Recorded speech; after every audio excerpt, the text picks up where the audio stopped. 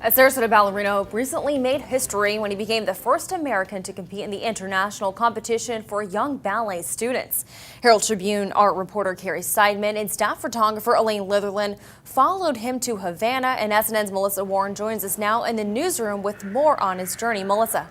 Well, Ariel Serrano and his wife Wilmian Hernandez defected from Cuba in 1995, and earlier this year they had a chance to go back. It was the first time since he was a toddler that their son Francisco was able to see his family's roots. Seidman and Litherland captured every moment along the way in their special feature, Home to Havana.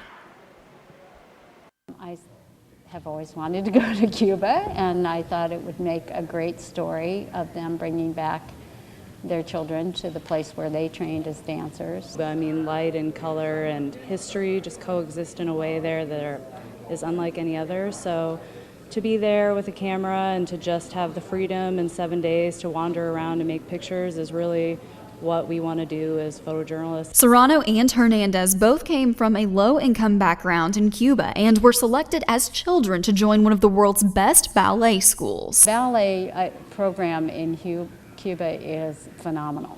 I mean, they choose kids at 8 or 9 for their physical qualities and abilities, and they have 8 to 10 years of ballet and academic training provided by the government.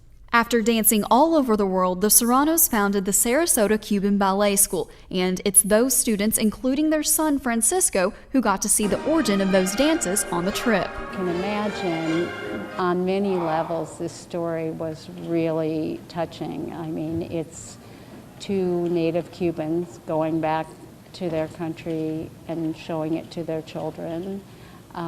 It was also them going back to their ballet family in Cuba. They wanted me to meet their old teacher and watch them see me in rehearsal, and it was, my dad told me it was like a highlight of the year for him, and it meant a lot. So I really wanted to make them proud. And Francisco accomplished that when he won the competition, being the first American to do so. I can imagine that had to be a big moment, not only for the family, but for the ballet community, U.S. and Cuba. It was, and Seidman says the Serranos plan on continuing that exchange between their school and the National Ballet School in Cuba. All right, thanks, Melissa. And part 2 of Seidman's 3-part feature, Home to Havana, is now on stands, and you can also find part 1 and part 2 on the heraldtribune.com, and the final part prints Tuesday.